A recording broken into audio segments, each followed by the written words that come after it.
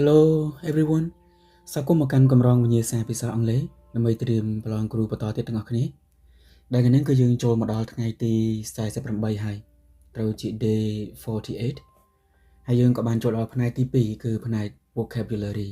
ឬក៏ផ្នែកពាក្យវិក្យសព្ទទាំងអស់គ្នាចឹងតោះយើងចូលតលំហាត់ពីម្សិលមិញមកម្សិលមិញយើងចប់ត្រឹមទីម៉ានត្រឹម275ចឹងឥឡូវយើងក៏លេខតមកកាន់276ទាំងអស់គ្នាចឹងតោះមើលគេថាមិនដែរគេថា a short informal test អូខេ a short informal test មានថាការប្រឡងតោះនេះពាក្យ test មានថា exam ក៏នៅវាជាពាក្យយើងគិតតាមបែប American English ពាក្យតាមបែបអាមេរិកអញ្ចឹងការប្រឡងដែលខ្លីៗហើយក្រៅផ្លូវការឬក៏មិនផ្លូវការ given to students ដាក់ទៅឲ្យសិស្ស to check their understanding ដើម្បីពិនិត្យមើលការយល់របស់ពួកគេហ្នឹង is called អូខេត្រូវបានគេហៅថាចុចនៅនេះគឺជាអីគេតោះទី1 thesis ទី2 dissertation នេះទាំងពីរនេះមិនមែនជាការប្រឡងទេយើងបកប្រែថានិក្ខបបទឬក៏សារណាសម្រាប់ណាគេឬសម្រាប់អ្នកដែលពួកគាត់រៀនថ្នាក់អនុបណ្ឌិតឬក៏ថ្នាក់បណ្ឌិតចឹងណាក៏ប៉ុន្តែ dissertation នេះគឺនៅពេលដែលយើងរៀនចប់បណ្ឌិតគឺតម្រូវឲ្យទៅសេសភៅមួយគេឲ្យឈ្មោះថាជា dissertation និក្ខបបទហើយសម្រាប់ខាងថ្នាក់នេះវិញថ្នាក់បញ្ញាបត្រជាន់ខ្ពស់គឺគេប្រើនេះអញ្ចឹងវាមិនមែនជាអីគេវាមិនមែនជា test មិនមែនជាការប្រឡងទេអញ្ចឹង thesis ហើយនិង dissertation យើងអត់យកទេហើយទៅពេល graduation ប្រែថាការបញ្ចប់ការសិក្សាអញ្ចឹងវាក៏មិនមែនជាអីគេវាក៏មិនមែនជា exam ដែរចម្លើយយើងគឺ quiz កម្រងសំណួរដែលគ្រូឲ្យយើងធ្វើខ្លីៗអញ្ចឹងណាអាហ្នឹងគេហៅថា quiz វាមិនមែនជា exam ទេវាគ្រាន់តែជា quiz អញ្ចឹងចម្លើយយើងគឺ C ទាំងអស់គ្នាអញ្ចឹង quiz អញ្ចឹងមានន័យការប្រឡងដែលខ្លីៗមិនផ្លូវការបានដាក់ឲ្យសិស្សធ្វើដើម្បីពិនិត្យមើលការយល់ដឹងរបស់ពួកគេហ្នឹងត្រូវបានគេឲ្យឈ្មោះថាជា quiz ជាកម្រងសំណួរអូខេតោះយើងចូលមកកាន់277ទាំងអស់គ្នាគេថាមិនដែរ The teacher លោកគ្រូឬក៏អ្នកគ្រូ told the students បានប្រាប់ឲ្យសិស្សានុសិស្សអូខេ to អីគេ the blanks ចន្លោះឬក៏អីគេ gaps ចន្លោះក៏បានដែរ fill in the blanks ឬក៏ fill in the gaps បំពេញចន្លោះ with the correct preposition ជាមួយនឹងធ្នាក់ដែលត្រឹមត្រូវនេះបើសិនជាពួកយើងធ្លាប់បានមើលនៅក្នុងក្តារប្រឡងគ្រូគឺសារឃើញឲ្យតែឃើញនេះ the blanks ឬក៏ the gap គឺយើងប្រើពាក្យ fill in អូខេ fill in the blanks fill in the gap ចូលបំពេញចន្លោះខាងក្រោមចម្លើយយើងគឺគឺ C ទាំងអស់គ្នា fill in អានឹងយើងអាសាឃើញនៅក្នុងក្តារប្រឡងគ្រូគឺគាត់ប្រើពាក្យ fill in ចូលបំពេញ fill in the blanks ចូលបំពេញចន្លោះជាមួយនឹងធ្នាក់ដែលត្រឹមត្រូវចុះផ្សេងបានយើងអត់យកទាំងអស់គ្នាពាក្យ fill out យើងប្រែថាបំពេញដែរតែយើងសំដៅទៅលើបំពេញបែបបទឬក៏បំពេញឯកសារអីចឹងនេះដូចយើងចុះឈ្មោះបំពេញពាក្យធ្វើអីមួយហ្នឹងគឺគេប្រើពាក្យ fill out វាមានចន្លោះដូចគ្នាប៉ុន្តែយើងអត់ទេយើងប្រើនៅក្នុងឯកសារផ្លូវការឯកសារប្រឡងអីហ្នឹងគឺគេប្រើពាក្យ fill out ចូលបំពេញឯកសារទៅពាក្យ fill up ចាក់បំពេញអីមួយអូខេ fill up មានន័យថាចាក់បំពេញអីមួយហើយដល់ពេលពាក្យ fill down នេះគឺយើងអត់ដែលឃើញទម្រង់បែបហ្នឹងទេយើងអត់ដែលឃើញ clear កិច្ចសាស្ត្របែបហ្នឹងចឹងចម្លើយយើងគឺ fill in បើពេលប្រឡងកុំនៅគិតយូរអញ្ចឹងគិតថាម៉េចពេលចឹងគឺឲ្យតែឃើញ the blanks ឬក៏ the gaps ចន្លោះគេប្រើពាក្យ fill in អូខេ fill in the blanks បំពេញចន្លោះយើងចូលមកតលំហាត់278គេនិយាយថាម៉េច teaching ការបង្រៀន requires អូខេត្រូវការឬក៏តម្រូវឲ្យមានតោះនេះពាក្យ require នេះគឺស្មើនឹងពាក្យ need ត្រូវការអូខេ require ឬមួយក៏ need teaching ការបង្រៀន requires not only deep subject knowledge ត្រូវការមិនត្រឹមតែអីគេចំណេះដឹងទៅលើមុខវិជ្ជានឹងជ្រៅជ្រះឬក៏ឲ្យស៊ីជម្រៅតែប៉ុណ្ណោះទេនេះប្រែបច្ចាស់ចំណេះដឹងទៅលើមុខវិជ្ជានឹងឲ្យស៊ីជម្រៅ but also ក៏ប៉ុន្តែថែមទាំង not only but also នេះជាពពួក correlative conjunction ដែលយើងបកប្រែថាមិនត្រឹមតែប៉ុណ្ណោះទេថែមទាំង chẳng mình trầm ta trao cái cái cho mấy đăng trao từ lừa một buổi chiều ai cái tên năng tê phần tay tham tiền great ấy thằng học này cái thầy kia trao cái phần tham từ lừa trong này một buổi chiều nàoวันนี้จับเราหมดปี great นี่คือเชีย adjective จะคนเนียมจังในกรณีนั่งยืนตระการ plus จะมือหนึ่ง noun จังมือต่อมือนั้นคือเชีย noun ที่มือ a patient noun เนี่ยจงมือไอ้เต้า patience จังคืออันโดแต่ปีซอทีโมเจซอ ce นะจังนี้ตัวเชีย patience แปลแทนเพียบอดทั้งหมดก็เชีย noun ได้โอเค patience เพียบอดทั้งหมด noun patiently แปลแทนอย่างอดทั้งหมดមានពាក្យ ly ចេះគឺជា adverb យើងយកអត់យើងអត់យកទេទាំងអស់គ្នាបន្តទៀត patience នេះស្តៀងនឹងចម្លើយ A ដែរអ្នកជំងឺប៉ុន្តែដោយសារវានេះវាមាន type s ជានាមពហុវចនៈចឹងបងប្អូននេះបើសិនយើងគិតមែនតើទៅចម្លើយ A និង D រាប់ថាដូចគ្នាចុះដោយសារមិនសិតតែនិយាយពីគេអ្នកជំងឺក៏ណាមួយនេះឯកវចនៈមានតែម្នាក់នេះពហុវចនៈមានច្រើនអ្នកចឹងយើងអត់យកទេគាត់ថាអត្ថន័យដូចតែគ្នាចុះត្រូវការអីគេអ្នកជំងឺដ៏អស្ចារ្យអត់ត្រូវទេនៅមនុស្សក្នុងការបរិញ្ញាគេអត់ត្រូវការអ្នកជំងឺទេគឺគេត្រូវការអីគេ patience ភាពអត់ធ្មត់ចឹងចម្លើយយើងមួយណាចម្លើយយើងគឺ B ចឹងតោះទៅជឿប្រែឲ្យគេថា teaching ការបង្រៀន requires ត្រូវការឬក៏តម្រូវឲ្យមាន not only deep subject knowledge មិនត្រឹមតែចំណេះដឹងទៅលើមុខវិជ្ជាឯកទេសនិងជ្រៅជ្រះតែប៉ុណ្ណោះទេ but also ក៏ប៉ុន្តែថែមទាំងមាន great patience មានថាការអត់ធ្មត់យ៉ាងខ្លាំងក្លាទើបបានអាចបរៀនសិស្សកើតចុះសិនយើងក៏លេចមកកាន់279គេថាមិនដែរ the process ដំណើរការ the process of giving students a score ដំណើរការនៃការឲ្យគេឲ្យ score បន្ទុក or grade ឬក៏និទេសឬក៏ចំណាត់ថ្នាក់ហ្នឹងទៅឲ្យសិស្ស based on ដោយផ្ដោតទៅលើ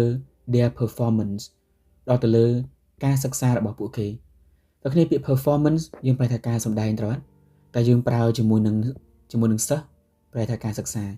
បើប្រើជាមួយនឹងគ្រូពាក្យ performance ប្រែថាការបរៀនឬក៏សកម្មភាពបរៀនចឹងមិនដែរ based on ដោយផ្ដោតទៅលើ their performance ការសិក្សារបស់ពួកគេ is called ត្រូវបានគេឲ្យឈ្មោះថាចឹងម្ដងនេះឲ្យឈ្មោះថាជាអីគេនៅពេលដែលគ្រូដាក់បន្ទុកឲ្យសិស្សចឹង assignment កិច្ចការសាលា assessment រង្វាតម្លៃការសិក្សា attendance វត្តមានឬក៏ absence វត្តមាននេះហើយបានគ្រូគាត់ចាំបាច់ដាក់បន្ទុកឲ្យយើង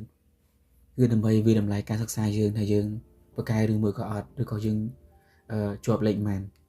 ញ្ចឹងចម្លើយយើងគឺ B ទាំងអស់គ្នា assessment រង្វាតម្លៃយើងអាចថាជា study assessment រង្វាតម្លៃការសិក្សាក៏បានដែរអញ្ចឹងវាអត់ពាក់ព័ន្ធជាមួយនឹងកិច្ចការសាលា attendance វត្តមានឬក៏ absence វត្តមានទេទាំងអស់គ្នាយើងក៏លេខតមកកាន់280នេះគេថាមិនដែរ280យើងនេះគឺគេថា please review okay please review the carefully okay ចូលមើលឬក៏ផ្ទៀងផ្ទាត់ okay please review the carefully before the final examination begins ឧទាហរណ៍មួយកំហុសឆ្ងល់រវាងពាក្យ review និង revise តើនេះពាក្យ revise រំលឹកដូចយើងរំលឹកមេរៀនហ្នឹង revise the lesson រំលឹកមេរៀនតែបើ review ផ្ទៀងផ្ទាត់ឬក៏ទៅមើលមួយសារទៀតដូចតែពេលយើងធ្វើ homework ហើយយើងចង់ដឹងថាមានផ្លេចអីខ្លះឬក៏ផ្លៃណាដែលអត់ទាន់បានធ្វើហើយហ្នឹងគឺគេប្រើពាក្យ review ធ្វើលំហាត់ហើយអស់មុននឹងយកกระดาษទៅឲ្យគ្រូយើងត្រូវ review វាសិនថាធ្វើឲ្យគ្រប់សំណួរអត់ហ្នឹងគឺគេប្រើពាក្យ review តែបើ revise មានតែយើងរំលឹកមេរៀនហ្នឹងជារឿងផ្សេងចឹងតោះ please review the carefully before the final examination begins តើគ្នាពាក្យ final ចុងក្រោយហើយ final examination ការប្រឡងចឹងការប្រឡងបញ្ចប់ begins ចាប់ផ្ដើមចឹងមិនដឹងនេះយើងមុនពេលចាប់ផ្ដើមប្រឡងយើងត្រូវមើលអីមើលការណែនាំដូចយើងបានឃើញទៅច្រើននេះមិញចឹងណាចឹងការណែនាំគឺ instructions ការណែនាំឬក៏សេចក្តីណែនាំចម្លើយយើងគឺ A ក្រៅពីនឹង instructors មានគ្រូប្រហាត់ឬក៏គ្រូបង្វឹកយើងប្រើជាមួយនឹងអ្នកដែលគាត់បង្វឹកយើងរៀនជំនាញអីផ្សេងរៀន skill ទៅដល់រៀនយើងជិះ ski ពេលយើងលេងបាល់អីហ្នឹងគឺយើងប្រើ instructor នឹងឯងទាំងអស់គ្នាអញ្ចឹងអត់ទេយើងទៅអីគេទៅផ្ទៀងផ្ទាត់គ្រូបង្វឹកទៅអី instruments ឧបករណ៍ភ្លេងទាំងអស់គ្នានេះ instrument ឧបករណ៍ភ្លេងហើយពាក្យ institution ស្ថាប័នក៏យើងអត់យកដែរចម្លើយយើងមានតែមួយទេនៅពេលដែលយើងធ្វើការប្រឡងហ្នឹងគឺយើងត្រូវទៅមើលនេះសេចក្តីណែនាំដូចជើនិយាយមុនហ្នឹងថាគេ fill in ហ្នឹងទៅ fill in the blanks ចូលបំពេញចន្លោះខាងក្រោមឲ្យបានត្រឹមត្រូវហ្នឹងហើយដែលគេឲ្យឈ្មោះថាជា instructions យើងចូលតមកកាន់លំហាត់281គេថា activities រាល់សកម្មភាពទាំងឡាយណា done ដែលធ្វើឡើង by ដោយ students សិស្សានុសិស្ស outside the normal academic curriculum តើគ្នាកុំឲ្យឆ្ងល់ណាពាក្យ academic មានន័យសិក្សា curriculum កម្មវិធីអញ្ចឹងកម្មវិធីសិក្សាទូទៅនេះមិនអញ្ចឹងក្រៅពីកម្មវិធីសិក្សាទូទៅ are called ត្រូវបានគេឲ្យឈ្មោះថាactivities ជាសកម្មភាពចុចតើនេះទៅជាបញ្ជាក់មួយចុះកុំឲ្យឆ្ងល់យើងត្រូវបានជួបពីលំហាត់មុនដែរយើងដឹងហើយថាម៉េចនៅពេលដែលនិយាយពីមុខវិជ្ជាដែលត្រូវបានគេដាក់បញ្ចូលនៅក្នុងម៉ោងសិក្សាយើងហ្នឹងគឺគេឲ្យឈ្មោះថាជា curriculum កម្មវិធីសិក្សាក៏ប៉ុន្តែសកម្មភាពក្រៅពីការរៀនដូចជាលេងកីឡាលេងអីឬក៏ធួទស្សនកិច្ចតណាយហ្នឹងគេឲ្យឈ្មោះថាជាគេជាសកម្មភាពក្រៅអីក្រៅកម្មវិធីសិក្សាឈ្មោះវាគឺនេះ extra curricular មានន័យមកជាសកម្មភាពក្រៅកម្មវិធីសិក្សាដូចជាការលេងបាល់លេងអីឬមួយក៏ទស្សនកិច្ចសិក្សាអីហ្នឹង study tour ហ្នឹងគឺឈ្មោះវាគឺអញ្ចឹងទាំងអស់នេះឃើញអត់នេះគេថាសកម្មភាពក្រៅពីការសិក្សាអញ្ចឹងចម្លើយយើងគឺ A extra curricular អញ្ចឹងសកម្មភាពអីគេសកម្មភាពក្រៅកម្មវិធីសិក្សាហើយចុះក្រៅពីនឹងយក intercultural តើនេះពាក្យ culture វប្បធម៌ទៅអត់ហើយ inter អន្តរៈអញ្ចឹងអន្តរវប្បធម៌មានន័យជាងឲ្យប្រើបានថាចម្រុះវប្បធម៌ចាប់ពី2ឡើងទៅហ្នឹងអាហ្នឹងអត់ពាក់ព័ន្ធទេវាអាចដែរប៉ុន្តែគាត់វាអត់ចំន័យគេនេះ outside ខាងក្រៅពាក្យ superficial មានន័យថាដែលមិនដែលសពិចសពិលអត់ច្បាស់អញ្ចឹងហ្នឹងក៏យើងអត់យកដែរ informal ក្រៅផ្លូវការសកម្មភាពក្រៅផ្លូវការវាអាចត្រូវហើយប៉ុន្តែពាក្យយើងប្រើនៅក្នុងវិស័យអប់រំគឺយើងប្រើពាក្យនេះ extra curricular សកម្មភាពក្រៅកម្មវិធីសិក្សាយើងចូលតមកកាន់282ទាំងអស់គ្នាគេថាមិនដែរ a student សិស្សានុសិស្សអូខេ a student សិស្សម្នាក់ចូលច្រឡំប្រែនេះ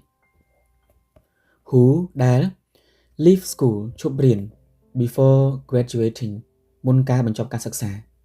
is called ត្រូវបានគេឲ្យឈ្មោះថាជា a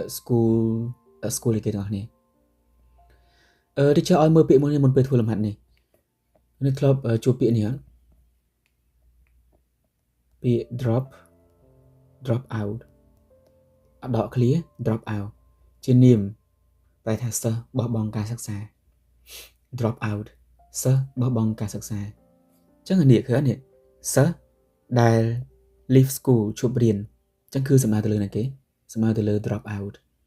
អញ្ចឹងចម្លើយយើងមុនដែលមានជាប់ពាក្យ drop out គឺជាចម្លើយយើងឯងដោយសារនេះគឺជា noun អញ្ចឹងយើងត្រូវទៅរកមើល phrasal verb clear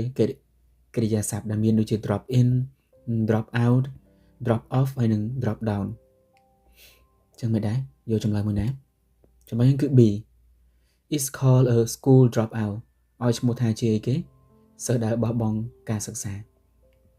ចុះក្រោយហ្នឹងយើងយកអត់ចម្លើយ A drop in តែនេះពាក្យ drop in នឹងជា clear កិរិយាសព្ទមានន័យថាចូលទៅលេងណាគេម្នាក់ដល់បានប្រាប់គេមុនពាក្យហ្នឹងគឺ teacher អាសាលើគ្រូ voucher ប្រាប់ថាបើសិនជាទំនេរអី please drop in my office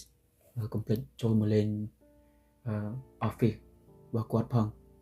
មក plate ដល់ឲ្យបានប្រាប់គាត់មុនណាហ្នឹងគឺយើងប្រើពាក្យ drop in ចុះឃើញគ្រូខ្លះក៏ប្រើពាក្យ drop by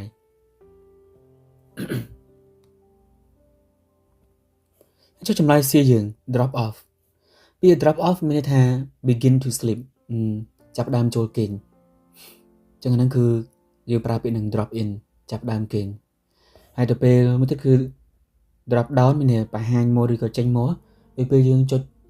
ប៊ូតុងអីមួយនៅលើ menu ម្ហូបអញ្ចឹងចុចឈ្មោះទៅវា load រូបម្ហូបហ្នឹងឲ្យយើងឃើញអញ្ចឹងអាពាក្យហ្នឹងគឺគេប្រើពាក្យ drop down តែយើងមិនបាច់ខ្វល់ច្រើនទេទៅលេងអ្នកគេម្នាក់ប្រាប់មុនគឺ drop in ទៅ drop off មានន័យថាចាប់ដើមគេងទៅតែបើសិនជាសម្ដៅទៅលើសិស្សដែល leave school ឈប់រៀនគឺគេប្រើពាក្យ drop out បោះបង់ការសិក្សាកលេសតមកកាន់លំហាត់283អូខេគេថា the teacher លោកគ្រូឬក៏អ្នកគ្រូ ask the students to បានសួរសិស្សានុសិស្ស to ឲ្យ their notebooks សៀវភៅសរសេររបស់ពួកគេ and copy the formula ហើយគេចម្លងរូបមន្តយ៉ាងនេះសៀវភៅយើងនៅសាលាយើងអាសាឮសូរគ្រូនិយាយថាម៉េចមកយកសៀវភៅចេញហើយមកកត់មកយកសៀវភៅចេញគេប្រើពាក្យអីទាំងអស់គ្នា take out ចឹងចម្លើយយើងគឺ C និង N ទាំងអស់គ្នា take out បើយើងមើលទៅស្តៀងពាក្យខ្មែរដែរ take យក out ចេញចឹងមិនយកសៀវភៅសរសេរចេញមកក្រៅមកហើយចម្លងរូបមន្តចូលបែបហ្នឹងទាំងអស់គ្នាពាក្យ take out នេះមួយទៀតគឺបើសិនជានៅក្នុងមុខម្ហូបមានន័យថាម៉េចយើងខ្ចប់យកទៅញ៉ាំនៅខាងក្រៅអត់នៅកន្លែងហាងគេអញ្ចឹងក៏បានដែរ take off ដោះចេញដូចយើងដោះកៅអៅហ្នឹងគឺគេប្រើពាក្យ take off បើប្រើជាមួយនឹងយន្តហោះមិនដឹងនេះមានន័យថាចាប់ដើមហោះឡើង take in អត្ថន័យវាស្តៀងពាក្យ take ដែរមានន័យយកអីមួយមកឬក៏យកចូលហ្នឹងគឺគេប្រើពាក្យ take in ហើយ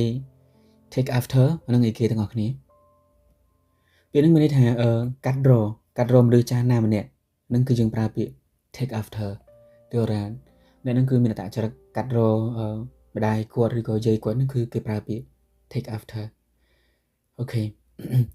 ចឹងទៅចម្លើយយើងមិនបាច់ឆ្ងល់ច្រើនទេយកសភៅចេញមកក្រៅគឺគេប្រើពាក្យ take out យើងតមកកាន់លំហាត់284បន្តទៀតទាំងអស់គ្នាគេថា teachers លោកគ្រូឬក៏អ្នកគ្រូអូខេលោកគ្រូអ្នកគ្រូ need to ត្រូវតែ constantly ទៅនេះពាក្យ constantly មានន័យថា continually ដែលវាមានន័យថាជាបន្តបន្ទាប់ need to continually ត្រូវតែជាបន្តបន្ទាប់ their knowledge ចំណេះដឹងរបស់ពួកគាត់ to keep up ដើម្បីតាមឲ្យទាន់អូខេ to keep up with ដើម្បីតាមឲ្យទាន់ new scientific discovery ដើម្បីតាមឲ្យទាន់គេការរកឃើញថ្មីតាមបែបវិទ្យាសាស្ត្រឬក៏គេការរកឃើញវិទ្យាសាស្ត្រថ្មីចឹងមានន័យម៉េចបើថាក្នុងចំនួនគេ AI គាត់ក៏ព្យាយាមតាមឲ្យទាន់ជាមួយនឹង AI ជាមួយគេចឹងទៅអញ្ចឹងគឺគេសំដៅទៅលើចឹងទាំងអស់គ្នាមើលតោះយកចម្លើយមួយណាបើយើងកលេចមកឆ្វាច់ទៅជឿប្រាប់ក៏យើងអាចយល់បានដែរយើងតោះនេះយកចម្លើយមួយនេះ upgrade អភិវឌ្ឍឬក៏ធ្វើឲ្យប្រសើរឡើងពេលហ្នឹងយើងអាសាលឿត្រូវ upgrade ចំណេះដឹងមានថាអភិវឌ្ឍចំណេះដឹងនឹងឯងពាក្យ downgrade ផ្ទុយទាំងគ្នាផ្ទុយធ្វើឲ្យកាន់តែអន់ថយធ្វើឲ្យកាន់តែចុះខ្សោយ prevent ការពារចំណេះពួកគាត់អត់ទេគ្រូគាត់អាចរៀនប្រហែលនៅតែប៉ុណ្្នឹងរហូតទល់ថ្ងៃគាត់ចូលនិវត្តន៍ទៅគឺគាត់ត្រូវ upgrade ហើយ ignore ប្រងើយកន្តើយក៏យើងអត់យកដែរចម្លើយយើងគឺ B upgrade their knowledge